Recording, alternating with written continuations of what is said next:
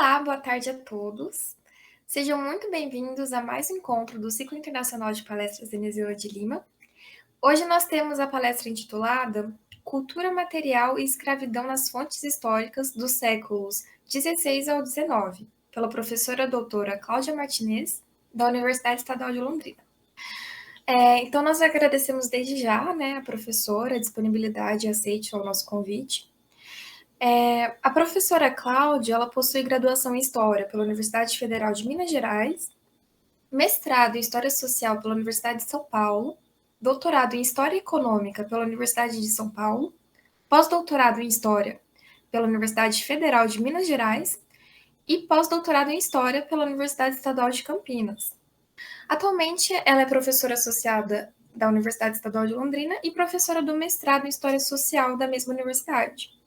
Ela tem experiência na área de História, com ênfase em História do Brasil, atuando principalmente nos seguintes temas: cultura material, circulação de objetos no Império Português e no Brasil oitocentista, patrimônio cultural e museu. É líder do grupo de pesquisa História, Cultura Material e Arte. Antes de iniciar a palestra com a professora Cláudia, gostaria de avisar que, especialmente hoje, a palestra foi gravada e está sendo transmitida em formato de estreia no YouTube. Então, as perguntas que surgirem ao longo da apresentação, vocês podem enviar no chat, via chat ou comentário, que a gente vai repassar as questões para a professora e as respostas vão ser disponibilizadas na próxima palestra, que vai ser no dia 9 de setembro. Então, mais uma vez, eu agradeço por você estar aqui hoje, professora, nesse dia tão especial. Seja muito bem-vinda. Eu agradeço também aqueles que estão no YouTube acompanhando por aqui. E eu passo a palavra agora para a professora. Então, boa tarde a todos. É uma honra hoje poder estar aqui falando sobre fontes históricas no evento que o Marco Antônio, meu colega de departamento, está organizando, Ciclo Internacional de Palestras Enesila de Lima. Quando o Marco Antônio, vulgo Tatal, me convidou ano passado para participar desse evento, dar uma palestra no ciclo, eu fiquei muito honrada. Eu convivi com a Enesila 2 anos, os 2 últimos anos dela na Universidade Estadual de Londrina. Na época, em 2006, eu tinha entrado como professora temporária e, entre 2006 e 2007, pude pude conviver com ela como colega, como professora e como amiga também. E o que ficou para mim da professora Enesila é a dedicação que ela tinha, com os alunos e com a documentação. Então, pensando o que eu ia falar hoje, no Ciclo Internacional de Palestras, eu falei, olha, eu vou fazer um recorte das questões, dos documentos que eu venho trabalhando ao longo da minha vida acadêmica. Eu acho que seria um diálogo que eu estabeleceria com a professora, que era muito dedicada às fontes históricas, aos documentos históricos, fundou o CDPH, hoje NDPH. Então, a escolha do tema dessa palestra de hoje, uma palestra-aula, tem muito a ver com esse momento em que eu tive o prazer de conviver com a professora Enesila e também demonstrar, poder dialogar um pouco com os alunos e com o Marco Antônio, sobretudo, os meus trabalhos com as fontes históricas. Eu sou uma professora de Brasil Colônia. Eu trabalho de Brasil, eu trabalho com colônia e império. Então, o que eu vou, dentro desse recorte da minha aula, eu vou trabalhar, sobretudo, com a documentação do século XVIII e XIX, no que tange a 2 temas, a cultura material e a escravidão. Então, pensando nos arquivos que eu tenho estudado desde o meu doutorado, que eu fiz com os inventários pós-mortem de uma região de Minas, e a partir também de 2018, com o pós-doc que eu fiz na Unicamp, que eu expandi a minha pesquisa de inventários para outras localidades, eu elenquei aqui para a gente poder pensar junto ao longo da minha apresentação os arquivos, né, os centros de documentação que eu tenho pesquisado. Né? Então, eu coloco aqui em destaque os dois primeiros, né, o Arquivo Histórico Ultramarino de Lisboa e o Arquivo Histórico da Casa Setecentista de Mariana, que é praticamente 80% da documentação que eu vou utilizar hoje aqui, né, nessa fala. E eu coloquei eles em destaque porque são dois arquivos importantíssimos, né? O primeiro, ele contém quase a totalidade dos documentos existentes sobre as colônias, né, portuguesas, incluindo Brasil, África, Ásia, né? E o arquivo, então qualquer aluno, né, qualquer pessoa pode entrar no projeto Resgate e fazer a sua pesquisa, baixar esses documentos. Então, isso é um grande feito, né, para nós historiadores e para todos aqueles que se interessam pela história colonial, né, poder visitar e ler esses documentos, né, de uma forma mais acessível, mais democrática. O arquivo histórico da Casa Setecentista de Mariana também, né, 80% desse arquivo, que se constitui principalmente em documentação cartorária, ele está disponível no site do LAMPEI. Né? Então, tenho trabalhado com os meus alunos nos projetos de pesquisa, e nós não temos que ir necessariamente a Minas, né, fazer essas pesquisas, mas nós entramos no site, né, e baixamos toda a documentação. O Museu Arquidiocesano de Arte Sacra de Mariana também uma outra fonte das minhas pesquisas, principalmente pensando a arte sacra mineira. O Arquivo Público Municipal de Bonfim, que é um arquivo criado nos anos 90, um arquivo mais recente, também com documentação cartorária. E eu coloquei aqui os 3 arquivos públicos, né, o de Minas, do Paraná e de São Paulo. O Museu da Casa Brasileira, que é um museu dedicado, né, à habitação, à moradia desde os tempos coloniais até, né, a contemporaneidade, e tem um acervo não só de objetos, mas também de documentação muito interessante para quem se interessa, né, pela história da cultura material, pela história da habitação. E esses 2 últimos museus, o último museu e o último arquivo que eu menciono, são da Índia, né, o Museu Chhatrapati Vastu, que se localiza em Mumbai, e o Arquivo Histórico do Estado da Índia, localizado em Goa, né, que tem uma documentação enorme, né, sobre o comércio estabelecido entre a Ásia e a América Portuguesa, né, que me interessa particularmente nessa pesquisa, e eu vou, à medida, né, que eu for avançando aqui a minha fala, a gente vai incorporando, né, o que tem nesse arquivo e o que é possível a conexão com o Brasil. Bom, fontes históricas é um oceano, né? Então, como eu já mencionei no início dessa fala, eu tenho aqui 2 recortes, a cultura material e a escravidão. Poderia ser outros, né? Mas esse recorte tem a ver com a minha própria trajetória, como eu também havia mencionado no início da fala. E para a gente poder estudar a cultura material e escravidão no Brasil, eu coloquei os vários tipos de fontes, né? E algumas delas eu vou estar explorando aqui, estarei explorando aqui. Sobretudo, né, os inventários pós-mortem, os testamentos, processos crimes, registros paroquiais, processos inquisitoriais e os mapas de carga de navio. As fontes impressas, Aí a gente está, né, também falando de um rol muito grande de documentos, mas eu destaco nessa fala, sobretudo, os relatos dos viajantes estrangeiros, né, e os naturalistas, ou naturalistas e naturalistas dos séculos 17 ao 19, né, que tem uma descrição, são relatos voltados muito para o estudo da flora e da fauna, né, mas que também contém relatos do cotidiano, né? A gente pode pensar os relatos do Auguste Saint-Hilaire, que é um francês naturalista que esteve no Brasil no começo do século XIX, né? É um dos viajantes que mais tempo permaneceu no Brasil, né? Ainda colônia. Os Piques e Martes, enfim, são referências para os estudantes de história, mas também uma referência para a biologia, né?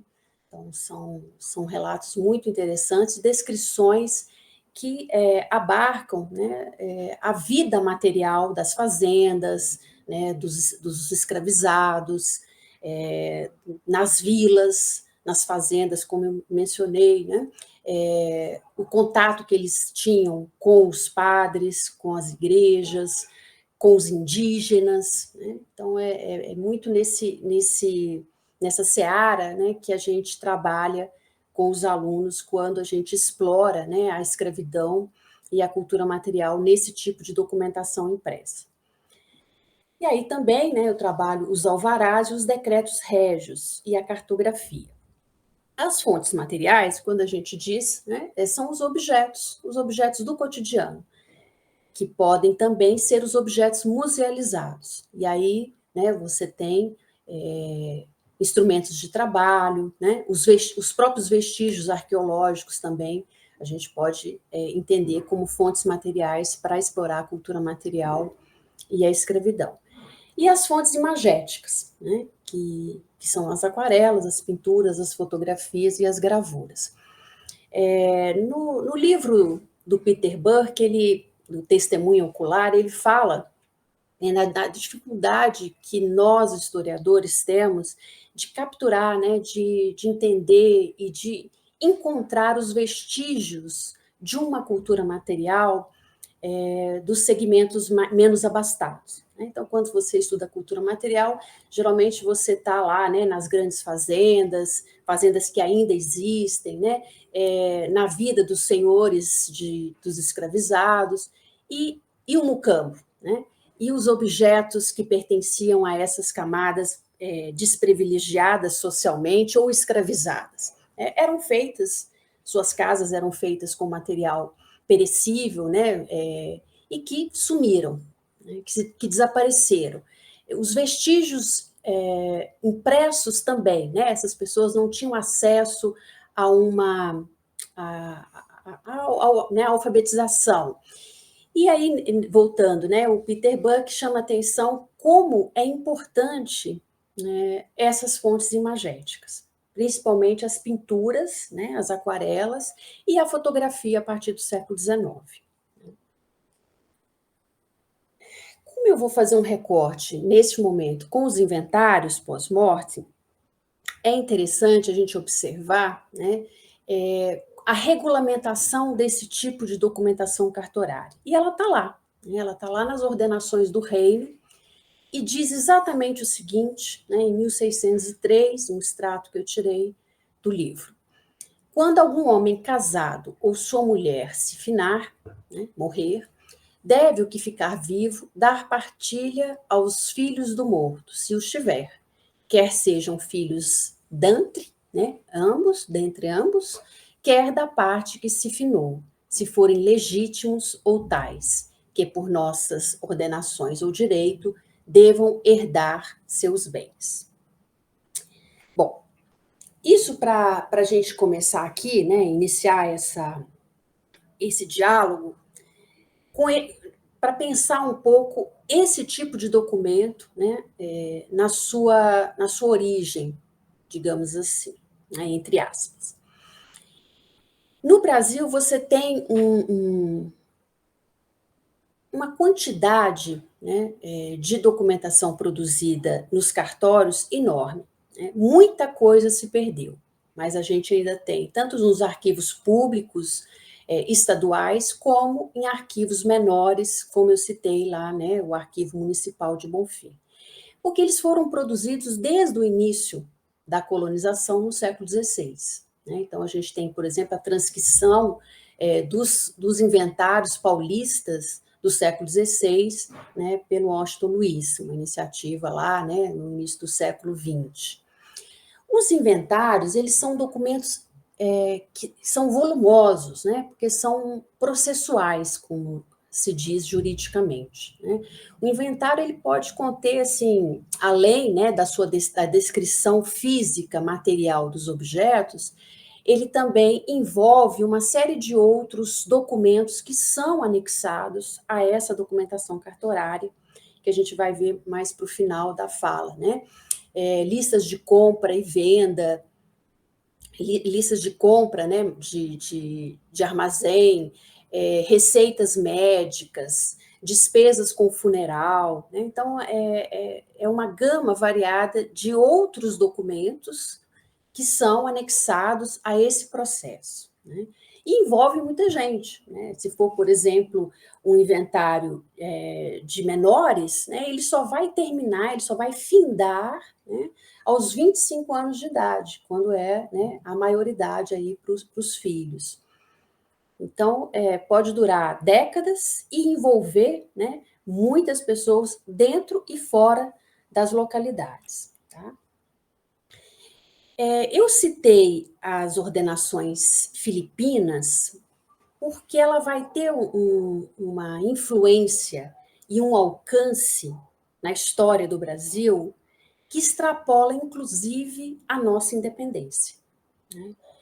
Então, lá, né, no século XIX, ela continuou vigorando em relação a muitas questões. Né? Por exemplo, o Código Criminal ele é de 1840 no Brasil, mas nós só vamos ter um Código Civil brasileiro em 1916. Então, pasmem, né? Assim, como que um documento do século 17, ele vai ter um alcance de longa duração, né, na história de um lugar, né, de uma colônia, e também de um país independente a partir do século XIX, né, e de uma mudança de Estado político, de monarquia para república. A estrutura desses documentos, né, se a gente pensar que a gente está trabalhando com um documento em série, né, a gente pode trabalhar com essa documentação em série, do século XVI ao século XIX, né, e se há mudanças nessa estrutura. Né? Essa estrutura ela permanece, a estrutura, a capa do inventário, né, o início lá, que é o juramento dos louvados, a descrição a nomeação dos louvados, a descrição, né, dos herdeiros, depois vem a descrição dos bens, ela é praticamente a mesma, do século XVI ao século XIX. Mas o conteúdo não. Né? Então, a Muriel Nazari, por exemplo, que trabalhou o DOT, ela chama o livro, chama o desaparecimento do DOT. Né? Como que o DOT era importante numa relação social da colônia, né? E a partir do século XIX ele foi perdendo essa importância até o desaparecer no findar do século XIX. Né? Bom, eu posso, né, trabalhar esses inventários em série. Foi assim que eu fiz o meu doutorado. Né? Trabalhei quase 1000 inventários pós-morte, né, numa série de longa duração, para perceber, né, as mudanças da estrutura material, da vida material, como Brodel chamava, né, ou a cultura material, como os historiadores da nova história chamam, com o fim da escravidão. Né? Eu trabalhei em uma região de Minas em que a escravidão ela se manteve como alicerce dessa economia até 1888. Né? A partir da Lei 13 de Maio, há uma reestruturação da economia, né, e isso aparece nos inventários, nos testamentos, e eu tento observar exatamente, né, a mudança estrutural e da infraestrutura nessa região chamada Vale do Paraopeba. Bom, eu posso trabalhar, né, e isso foi uma característica muito predominante dos estudos dos anos 90 e início dos anos 80 até o início do século 21. Né? Hoje, a microhistória, a história cultural, ela tem ganhado mais espaço dentro dos estudos dessa documentação cartorial. Né? Então, você pode trabalhar, né, também de forma qualitativa, não que uma coisa anule a outra, né? As análises quantitativas também, elas não dispensam o detalhe, tá? Mas só para pensar nessa mudança que o próprio inventário permite, né? Uma mudança do olhar mais macro, né, para um olhar mais micro. Então, aqui eu já comecei a falar um pouco dessa divisão, né, de informações, digamos assim, que essa documentação contém, né? Então, primeiro, nessa ordem, né, você vai ter uma descrição não nessa ordem, mas pensando, né, na descrição dos bens de raiz, você vai ter uma descrição muito minuciosa das casas, dos sobrados, das fazendas, né, a quantidade de terras que a pessoa tinha, se tinha lavras de terras minerais, se tinha rios, se divisava com quais outras fazendas. Então, uma visão espacial, né, dessa zona rural e uma visão urbana que você pode acompanhar pela descrição das casas, né? A casa em frente ao chafariz, a casa na rua direita. Você tem uma descrição dos bens semoventes, né? Como eram classificados até o século XIX, né? Tanto os animais como os indivíduos escravizados. Ali você tem, no caso das pessoas escravizadas, o nome, a idade, né? Se tinha alguma deficiência física, se estava doente, né, com seus relativos valores monetários, e os animais, né, que eram descritos também, inclusive, né, com alguns tinham nomes, por exemplo, o gado. Né.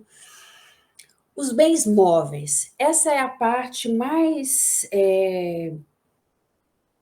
densa do inventário, porque ali vai estar toda uma cultura material, né, ou seja, todos os bens pessoais, né, os bens da casa, então a indumentária, né, os utensílios domésticos, os utensílios profissionais, as joias, as barras de ouro, todo o mobiliário da casa, né? Então você tem a estante da sala, né?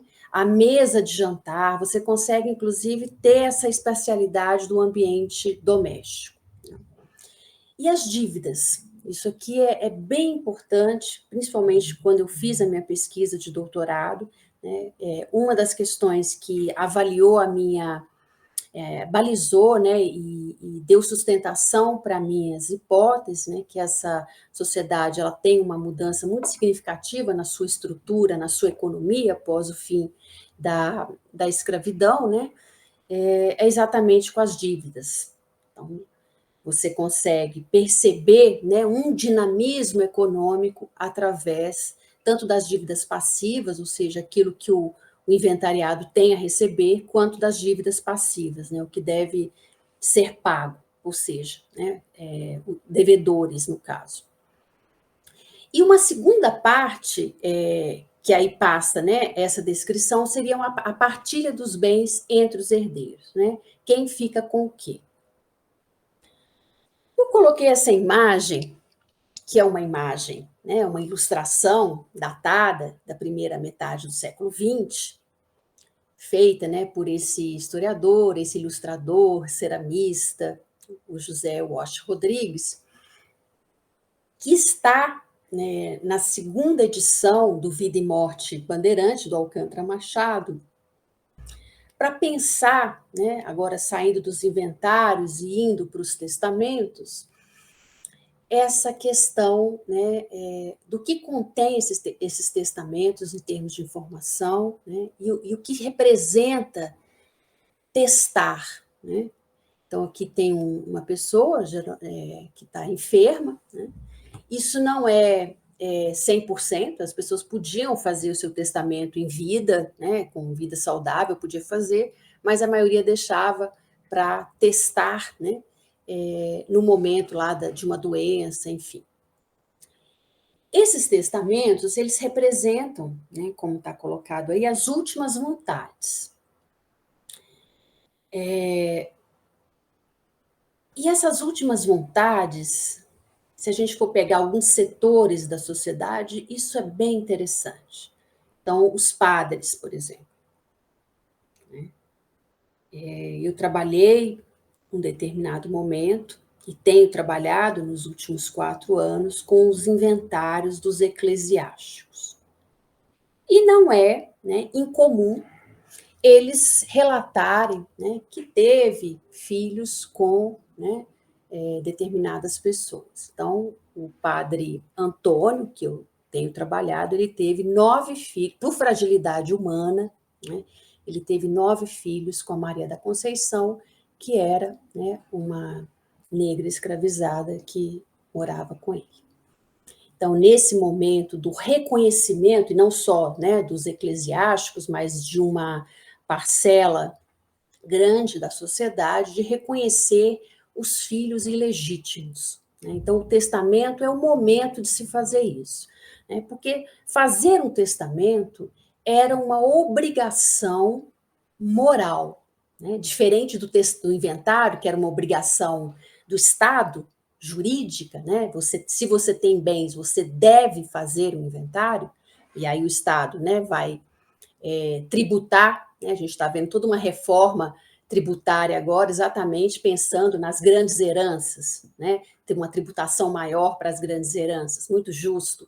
Então, nesse momento, né, fazer o inventário era isso, né? O Estado sempre esteve muito atento exatamente para a questão dos impostos, né? Os testamentos não, os testamentos eles estão numa esfera, né, religiosa e das práticas sociais que envolve, né, uma obrigação moral. No momento em que o inferno e o céu não eram metáforas, né, mas eram lugares físicos para essas pessoas, né? Então, reconhecer, fazer algum ato, né, de caridade, como alforriar escravos, escravizados, né, doar parte dos seus bens para a Santa Casa de Misericórdia, para alguma igreja, né, ou as irmandades a qual ele pertencia, quer dizer, isso tudo era um momento ali, né, do testamento. O testamento contém todas essas informações, até, né, questões mais, em princípio, mais banais, né? Onde eu quero ser sepultado. Isso não era uma coisa que para nós pode parecer menor, mas para, né, os séculos XVII, XVIII e XIX não era. Então, eu peguei um inventário na Casa Borba Gato, ainda aluna de graduação, e a pessoa, né, um indivíduo muito rico da cidade de Sabará, ele pedia no seu testamento que ele fosse enterrado debaixo da pia batismal para que todas as vezes que o padre, né, fosse batizar uma criança, caísse sobre ele as gotas sagradas, né? Tirando essas questões quase anedóticas, né, ser enterrado na parte mais nobre da igreja, né, tinha um status social pós-mortem. Então, visitando hoje as cidades chamadas históricas de Minas, né, porque todas as cidades são históricas, você entra nessas igrejas erigidas, né, construídas no século XVIII, e você vai ver a numeração, todas em madeira, né, o assoalho de madeira, e tem números que correspondem, né, aos enterramentos que eram feitos dentro da igreja. Só a partir do século XIX que essa ideia, né, de se enterrar dentro das igrejas vai ser contestada pelo Estado, né, por uma questão de higiene, de saúde pública, e, né, vai se deixar de fazer os enterramentos dentro das igrejas. No testamento, você tem também informações do tipo, né, quantas missas eu gostaria que fosse rezada após a minha morte. Mas o que isso, né? O que tem isso de importante? Muito importante. No século XVIII, você tem inventários com Montemor, né, que é a soma do valor monetário de todos os bens, não cobre o número de missas que eles pedem. Então, as pessoas às vezes deixavam um patrimônio, né, razoável, significativo, todo para determinada irmandade e igreja, para que essa instituição, essa igreja, rezasse missa durante 10, 20 anos. Bom, aqui a gente tem, né, já entrando na documentação propriamente dita, é um testamento de Manuel Braz Ferreira, de 1787, foi um advogado na cidade de Mariana, português, que veio para o Brasil na primeira metade, meados do século XVIII, e construiu um sobrado que ainda existe, né, e que hoje é a sede do IFAM, e o próprio arquivo, né, a Casa Setecentista de Mariana. Então, um indivíduo bastante ilustrado, né, e com poder econômico bastante significativo. Ele pede, né, que, abre aspas, meu corpo deve ser envolto no hábito da ordem terceira da penitência, de que sou irmão, e depositado na matriz. Peço que reze 5.000 missas distribuídas na cidade de Mariana e em Portugal, onde também tenho propriedades. Este indivíduo, né, o Manuel Braz Ferreira, como disse, era um advogado proeminente, dono de uma biblioteca invejável no século XVIII. Né? Ele mandou o filho estudar na Universidade de Coimbra. E como que eu sei isso? Né? Porque lá no testamento, né, numa determinada parte do documento, do manuscrito, ele diz o seguinte, abre aspas, declaro haver gasto com meu filho, Manuel Braz, depois que foi para Portugal, coisa de 4.000 cruzados, e o dito filho não fazer bom uso, por confiar da honra e bondade de minha mulher, se não digo esquecera do mesmo filho, a fim de que se faça e se ponha em estado de homem. Ou seja, né, ele vai descontar, é para descontar do inventário tudo que ele gastou com o filho lá em Coimbra. Né? Eu pesquisei na Universidade de Coimbra, ele não terminou o curso, né? Ele não foi bacharel, nem se formou em cânones, né?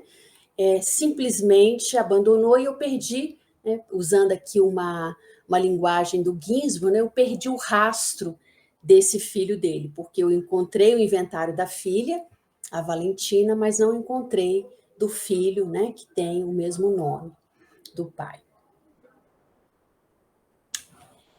Bom, eu falei dos inventários dos eclesiásticos, né? Eu tenho trabalhado com os meus alunos, né, feito um levantamento tanto dos eclesiásticos como das pretas forras de Mariana, nesse grande arquivo, né, da Casa Setecentista, que está todo disponibilizado pelo LAMPEI, né? E tenho trabalhado com esse inventário, especialmente, a gente fez um levantamento de quase 50 eclesiásticos do período de 1780 a 1822, né, pegando ali as últimas décadas do período colonial. E o José Botelho Borges, ele se destaca, né,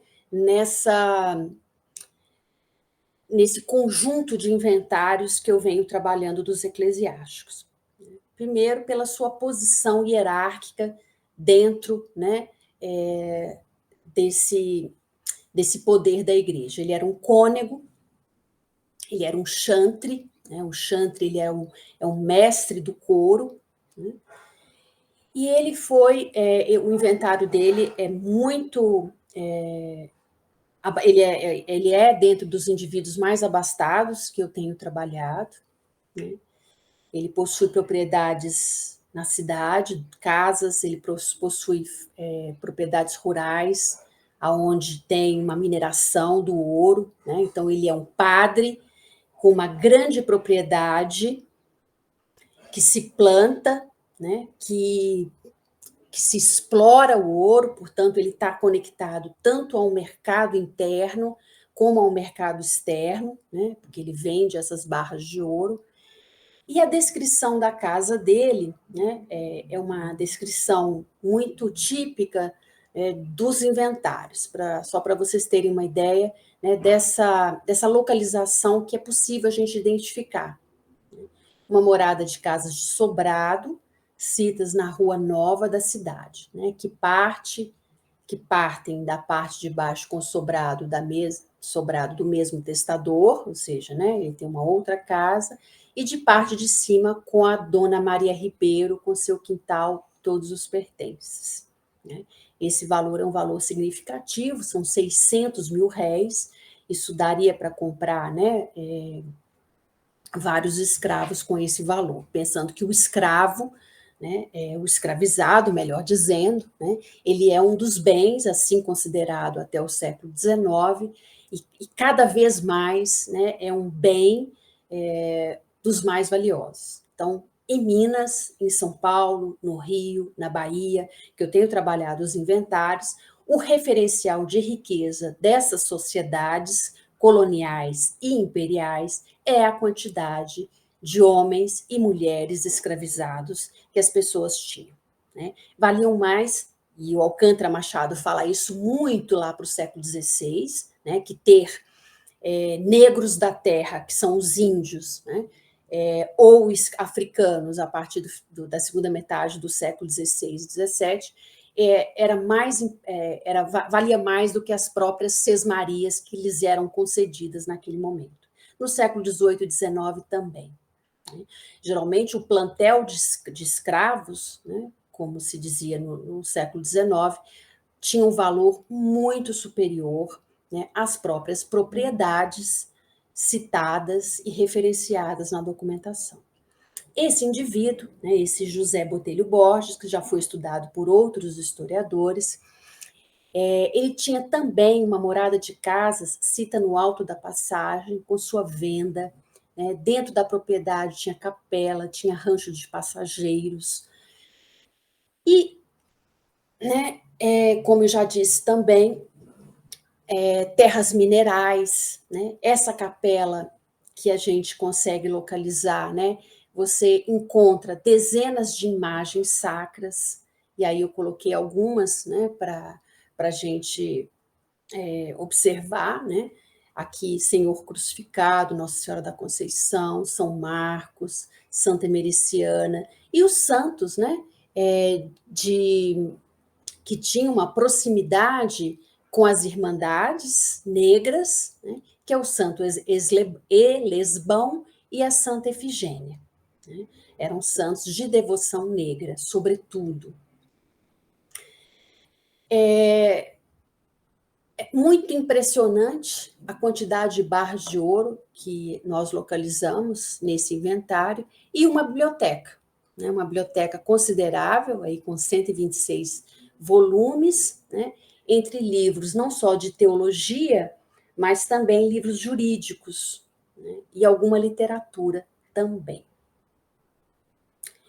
Mas o que mais nos chocou, e aí eu falo nós, porque eu estava lendo esse inventário com um aluno do projeto, o Vinícius, e nós encontramos objetos de tortura, né, que nunca tinha encontrado isso, eu nunca tinha encontrado, e é raro a descrição desses objetos, né? Então, ele possuía, primeiro, né, uma informação importante, ele possuía 61 escravizados, todos africanos, praticamente, só a mulher, né?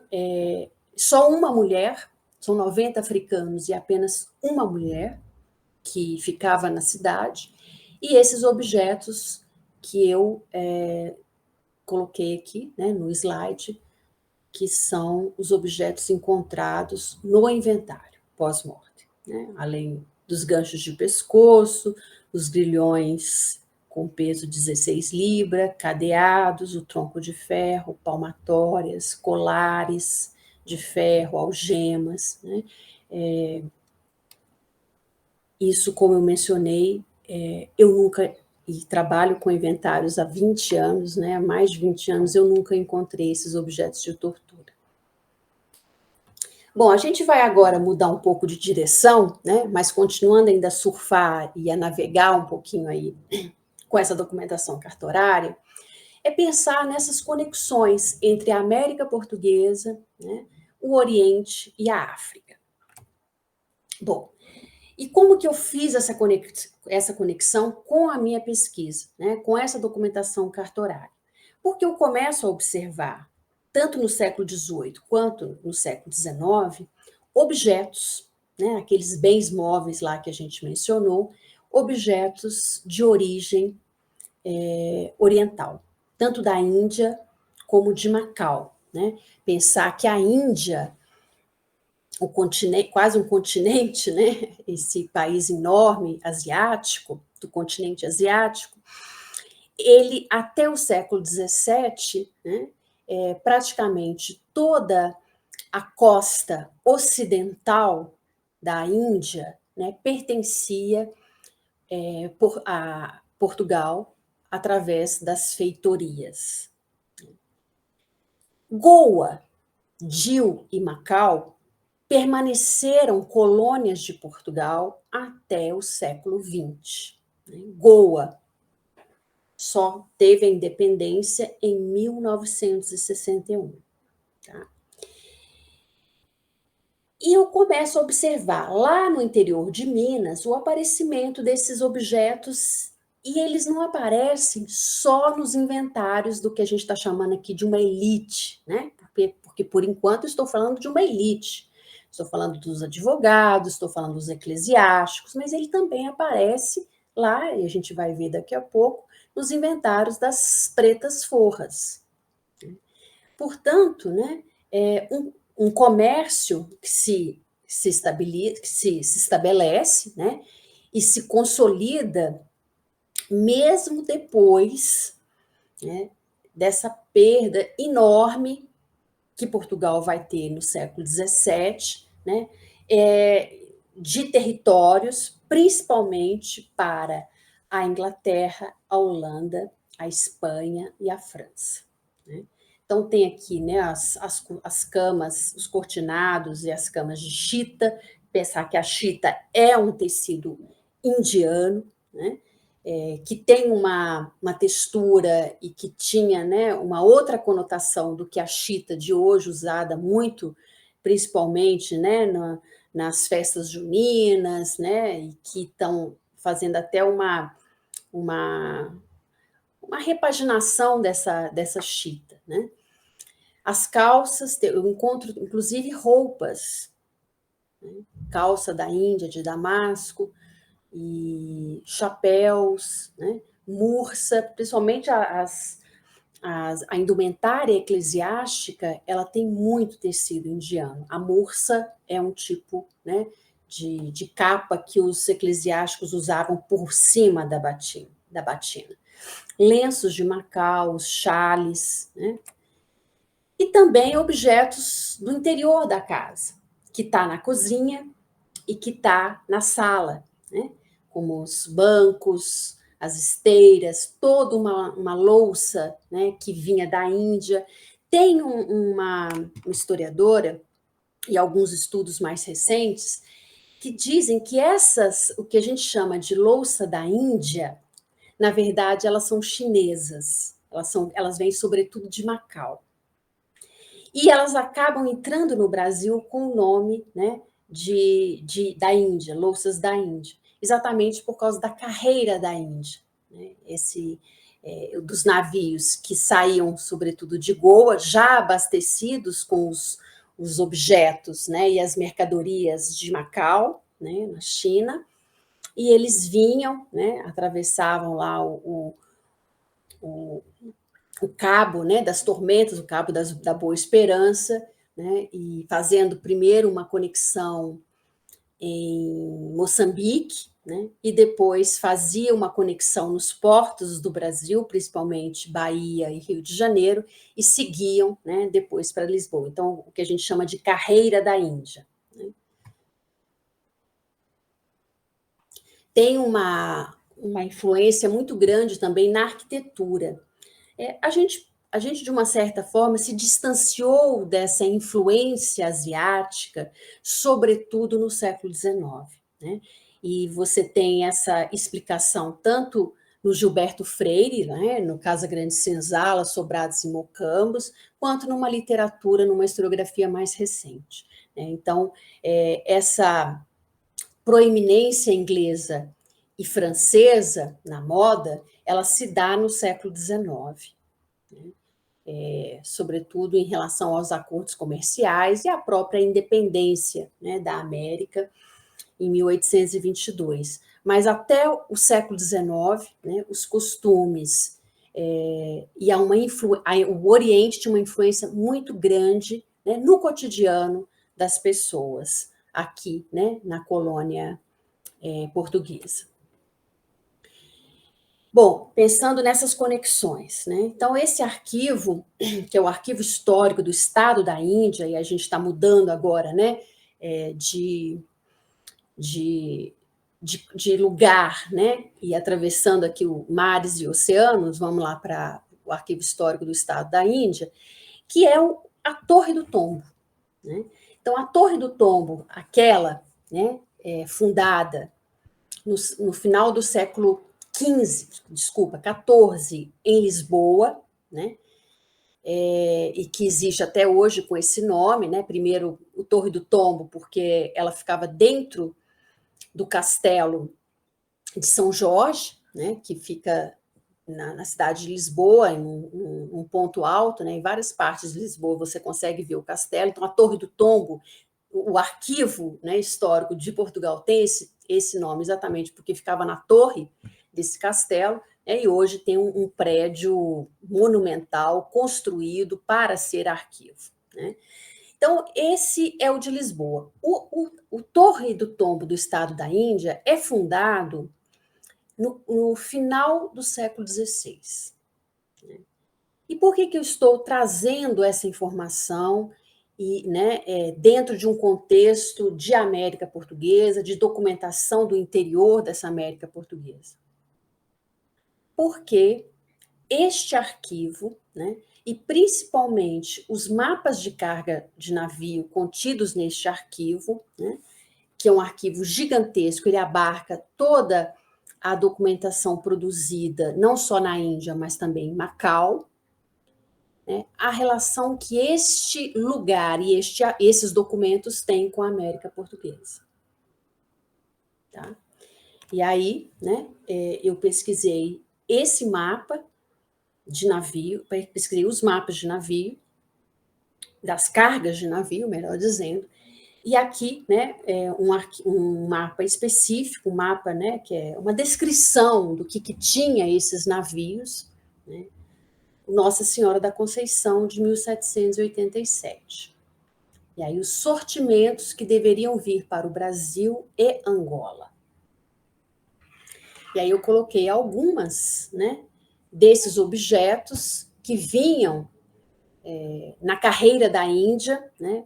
Muitos desses navios deveriam ir direto para Lisboa, mas eles faziam escala, como eu disse, em Moçambique e na costa brasileira, e grande parte dessas mercadorias ficavam no Brasil, né? Porque havia já uma elite que absorvia essas mercadorias. Né? E isso eu listei essas exatamente porque são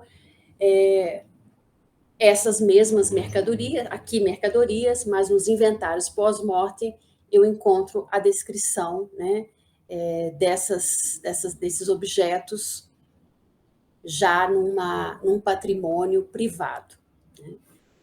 Bom, gente, problemáticas e questões apresentadas por esses documentos, né? Então, eu penso, sobretudo,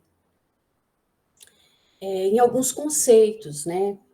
A mundialização e a economia de mercado. E para pensar essa mundialização, ou seja, né, no caso desta pesquisa, os mares e oceanos como estradas marítimas, rotas comerciais e trocas, né, não só materiais, mas culturais, eu tenho me dedicado, sobretudo, à leitura desses três autores, né? E coloco aqui nessa ordem exatamente pensando na produção desses autores, tá? Fernando Brodel, Sérgio Gruzinski e o Sanjay Subrahmanyam. Então, são autores que pensam, né, e que trabalham, e que exploram, né, e que evidenciam essas trocas, né, comerciais. No caso do Fernando Brodel, um autor que, para minha pesquisa, ele é fundamental porque ele é ele quem vai elaborar o conceito de vida material, né, que tem uma conexão com o Marx, lá no século XIX, né, mas que o Fernando Brodel vai pensar, se apropriando de alguns conceitos marxistas, ele vai desenvolver, né, a economia, o livro dele, a trilogia dele, né, economia, a trilogia, né, que é as estruturas do cotidiano, os jogos da troca e o tempo do mundo. São os 3 volumes que compõem, né, o livro que estuda o capitalismo. Então, ele vai se dedicar, sobretudo, a esse extrato, né, essa base da sociedade que ele chama de cultura material. E tenho trabalhado essa ideia da circulação de objetos, mercadorias e pessoas, pensando, né, o Império Português e não mais a América Portuguesa, né, em 3 momentos da historiografia brasileira. Né? Aqui, mais uma vez, eu dialogo com a Enesila, né, pensando nela o tanto que ela se dedicava aos estudos da historiografia brasileira, sobretudo o que a gente chama, né, o que se cunhou como historiografia clássica. Então, eu vou lá no Caio Prado Júnior, né, que tem o Formação do Brasil Contemporâneo, um livro de 1942, em que é dividido em vida social e vida material. O que é o vida material para, né, esse historiador marxista, que tem, né, uma metodologia que ele aplica do materialismo histórico, do materialismo dialético, né? Como que é essa circulação de objetos num outro indivíduo muito diferente, que é o Gilberto Freire, né? Esse antropólogo que é formado nos Estados Unidos, tem uma influência do Franz Boas, como que né? Como que ele trabalha essas mercadorias, essa circulação de objetos. O Gilberto Freire, em Sobrados e Mucambos, ele tem um capítulo assim, absolutamente genial, né, que é o capítulo 9, o 9º capítulo dos Sobrados e Mucambos, que é o Oriente e o Ocidente. Né? O Alcântara Machado, que escreveu Vida e Morte do Bandeirante, em 1929, que vai, né, desconstruir essa tese de uma sociedade, né, de homens fortes, robustos, que era, claro, a sociedade paulista, e que tinha uma origem no Bandeirante. Né? E esse Alcântara Machado, esse indivíduo, esse intelectual, ele vai mostrar um bandeirante pobre, rústico, grosseiro, né? Entre aspas, dizendo aí, né, que eles morreram pobres. Então, essa epopeia paulista, ela não, né, que a historiografia tentava colar, né, no momento de uma industrialização paulista, do estado de São Paulo como uma locomotiva, né, que vai ser muito cristalizada na ideia do Afonso de Toné, até a própria fundação, né, a refundação do museu em 1922, com toda, né, uma expografia e museografia calcada, né, nesses bandeirantes. E o livro de 29 vai mostrar exatamente o contrário, né? Tanto é que o livro ele é bastante ofuscado nesse momento. Ele só vai ganhar vida com os estudos da nova história a partir dos anos 80. Assim como o Gilberto Freire, né, que vai ser revisitado a partir dos anos 80 com uma outra ideia, né, de como esse indivíduo ele trabalha com as fontes históricas, ele pensa a questão da economia, né, como que ele pensa o Oriente, é um outro momento da historiografia. Os trabalhos do Sérgio Buarque de Holanda, que são trabalhos, né, muito calcados numa documentação com análise, né?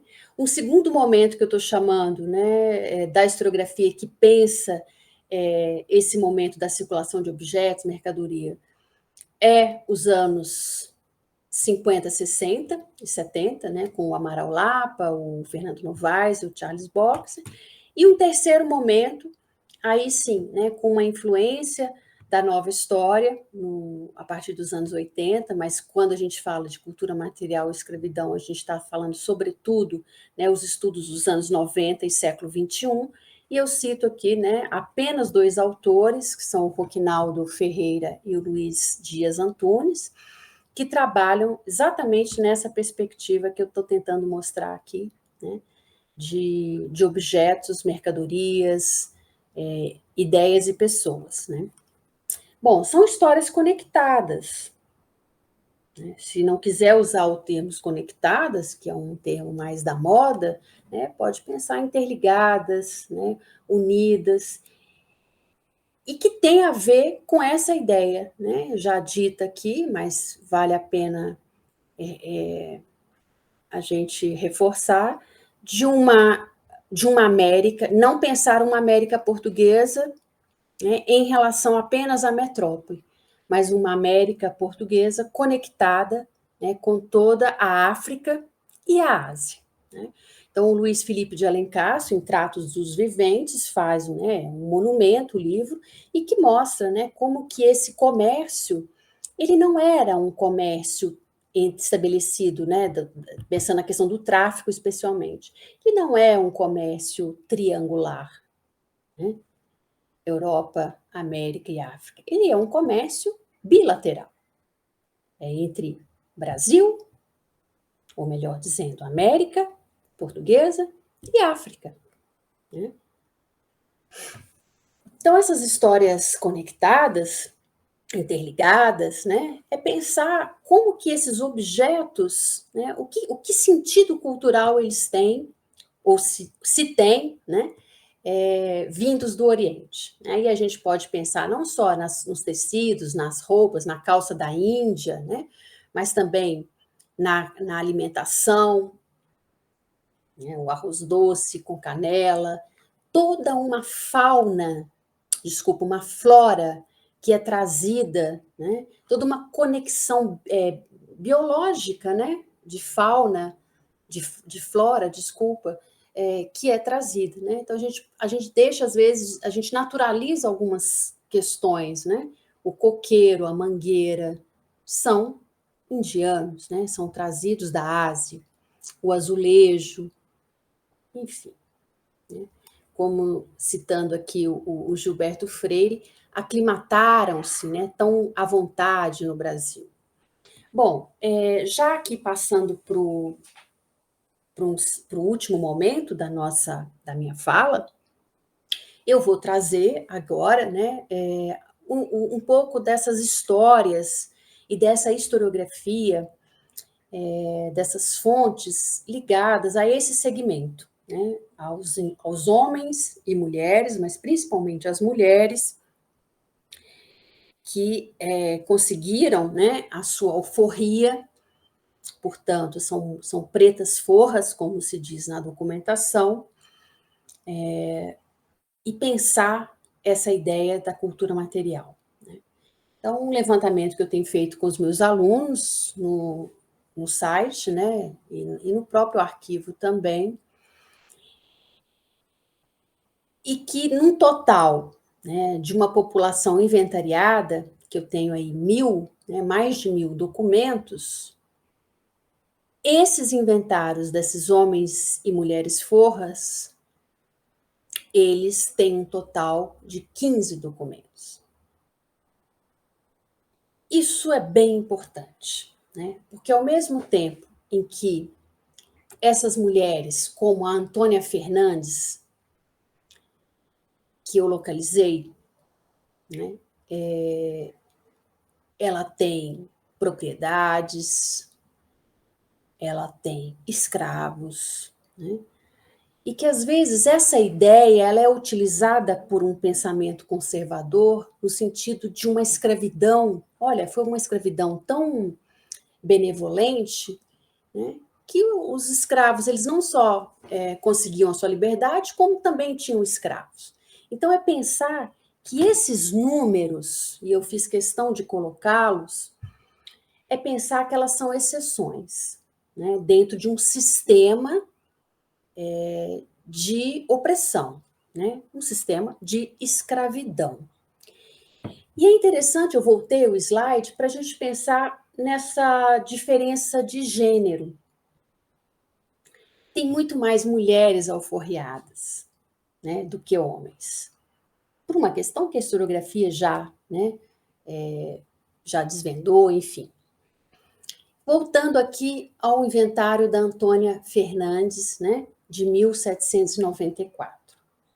Inventário dos bens que ficaram por falecimento de Antônia Forra, solteira, que faleceu sem testamento na cidade de Mariana, em 1º de maio de 1792. Eu encontrei, ela tinha 4 escravos, né? Um deles é o Caetano, de nação Angola, de idade, ao que parece, 25 anos, e foi visto e avaliado pelos louvados em atenção à moléstia, né, que ainda possui, na quantia de 90.000 réis, que sai à margem. Então, a descrição que eu mencionei lá no início da minha apresentação dos escravos, dos escravizados, ela te dá, inclusive, né, a nação, quer dizer, eu sei que ele veio de Angola e eu sei que ele está doente, né? Por isso esse valor 90.000 reais, que para um escravo do sexo masculino, né, ele deveria valer entre 200 e 300 mil réis. Como que eu sei isso? Comparando, né? Fazendo uma média. Mas olha para vocês verem. Ele, doente, valia 90.000 reais. A casa dela valia 60.000. Uma morada de casas térreas, cobertas de telha, né?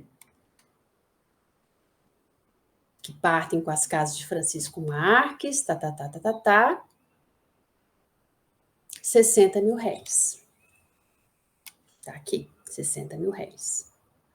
Ela tinha uma outra morada de casas térreas também cobertas de telhas, com lugar de quintal, na quantia de 50.000 réis, está aqui embaixo.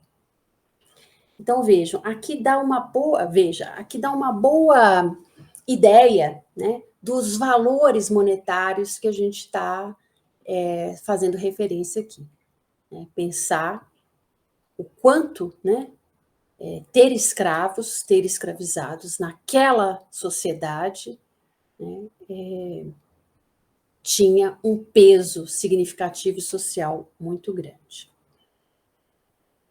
Eu coloquei essa citação aqui, né, eu coloquei o documento, uma citaçãozinha, eu não vou ler tudo, o que nos interessa está em negrito, né, porque além dos escravos que eu mencionei, ela tinha ouro em pó e um cordão de ouro finíssimo, né, valendo aí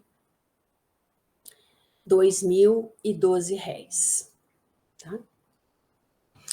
Bom, como última etapa mesmo dessa apresentação, eu resolvi incluir a documentação do século XIX, que está em outro arquivo, porque eu falei tanto de arquivos, né, e museus, vou trazer um dado, né, do século XIX, porque eu estou muito lá no século XVIII, desse arquivo público municipal, né, de uma cidadezinha que chama Bonfim, e que foi criado em 1996, com toda a documentação cartorial que existia no porão do fórum dessa cidade. Né? Eu tive o privilégio de coordenar esse trabalho. Eu era recém-graduada na UFMG e me mudei para essa cidadezinha chamada Bonfim, que fica a 80 quilômetros de Belo Horizonte, e lá, né, fiquei 2 anos organizando essa documentação, que depois eu vinha trabalhar no mestrado e doutorado na USP. Então, essa casa, né, que hoje é um arquivo público, né, ela foi pensada a partir de um fundo documental, né, de um acervo cartorial, não só do fórum, mas também de todos os cartórios nas adjacências dessa cidade. E eu só vou trazer para vocês uma questão muito importante que é possível a gente desvendar, né? Tentar entender isso nessa documentação manuscrita, que é a questão do sistema de trabalho. E aí eu não falo apenas do compulsório, né, a escravidão, mas também uma transição para o trabalho livre, que eu observei no final do século XIX, que começa a aparecer nos inventários pós-mortem as despesas que tinham com os trabalhadores chamados camaradas, né? Trabalhadores temporários, que eram pagos. E a decadência das propriedades em razão do fim da escravidão. E aí eu coloco aqui apenas essa citação, né, que é do ano de 1888, pós 13 de maio, em que o filho, né, José Rufino da Silva, dizendo que, tendo falecido seu pai, pede a fatura de inventário judicial em cartório por serem os bens de pouca monta, não só pelo fato da Lei 13 de maio, como pelo usufruto de 40 anos e a decadência das propriedades na fazenda que foi de seus avós. Então, essa pequena citação, ela nos dá as 2 informações cruciais, né, para o pesquisador, que esses bens, eles são de pouca monta, porque não tem mais o plantel de escravizados, né, que certamente valia mais que a fazenda, e uma fazenda que está, pelo usufruto, ela está uma fazenda, né, enfim, perdeu o seu valor, né, as terras estão desgastadas, em razão, né, desses 40 anos de uso. E aqui, né, eu tinha mencionado os anexos que o inventário traz, que dá para fazer uma história da alimentação, uma história da morte, uma história ligada, né, aos credores. E aqui, por exemplo, né, é um documento de um comerciante lá do interior de Minas que ia para o Rio de Janeiro, né, e quando ele comprar, né, na casa João de Siqueira Dias e Filhos, na Rua da Candelária, e lá, né, ele comprava caixão, ele comprava enxofre, sal, cartilhas do Padre Inácio, bacalhau, vinhos do Porto, espoletas, bolsas, botas, né, sapatos, e levava, né, isso para o interior de Minas, e levava significa, né, 15 dias de viagem no lombo do burro. Aqui é uma nota de compra da própria cidade de Bonfim, né, essa cidadezinha do interior de Minas, em que você consegue ver o que as pessoas comiam, né, o que as pessoas compravam. Então, aqui tem alpaca, fina, galão, que são tipos de tecido, camisa, taxas douradas, né, par de botinas, e aí vai. Né? Um estudo dos objetos, e aqui muito interessante, não sei se vocês aí do outro lado conseguem ver, mas aqui nessas lojas, né, ou melhor, nessas vendas do século XVIII e XIX no Brasil, elas não eram só centros de compra né? Elas eram centros de sociabilidade, né? Ali os viajantes falavam que chegava o jornal, né, no século XIX, ali se fazia a compra e a venda dos escravos também, né? Então, essa nota de compras ali no cabeçalho, se vocês observarem, tem ele compra também escravo de ambos os sexos, de 14 a 25 anos. Né? Compra e vende sal e todos os gêneros do país. E aqui, por último, né, eu coloco uma receita de um médica que foi anexado ao inventário, e aqui a gente consegue saber, né, o dia que a primeira visita do médico, que foi em 12 de março, até, né, 18 de abril, quer dizer, mais de um mês. E aí o que está escrito nessa receita, né? O finado, o senhor Alferes Luiz José de Souza, ficou a dever em 1888, desculpa, uma viagem, que chegar à fazenda, né? Ele tinha que viajar de cavalo, a cavalo até chegar nessa fazenda, então ele cobrava 20 mil réis. Ele cobrou no dia 13 de março uma receita, no dia 14 de março uma informação. E aí vai, né? Isso tudo no valor de 144 mil réis. Então, para a gente pensar, né, no preço de uma morte assistida, né, como a gente viu lá no início da nossa fala, né, que ali o momento do testamento. Né? E é isso. Eu vou parando por aqui. Né? Eu tenho um acervo grande de imagens que eu fui construindo ao longo desses mais de 20 anos de pesquisa. Vou passando muito rapidamente, tá? Para pensar no conceito de longa duração do Brodel, de algumas características do trabalho no interior do Brasil, e aí eu não falo só de Minas, eu falo da Bahia, eu falo do Centro-Oeste, né, de pequenos e médios produtores, agricultores, não estou falando do agronegócio de forma alguma, né, em que há permanência, como o carro de boi, por exemplo. O interior de Minas, o interior da Bahia, sobretudo, né, é um uso constante do carro de boi.